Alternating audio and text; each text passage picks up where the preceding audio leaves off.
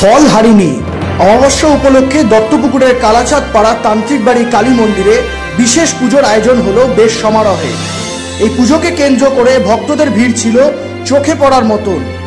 এই পুজোর অন্যতম আয়োজক ও তান্ত্রিক বাড়ির অন্যতম সদস্য গোপাল ভট্টাচার্য ও মন্দিরের প্রধান পুরোহিত সুকুমার চক্রবর্তী যৌথ বিবৃতি দিয়ে জানান, এখানে পুজোটা দুপুরবেলা পুজো হয় আমাদের।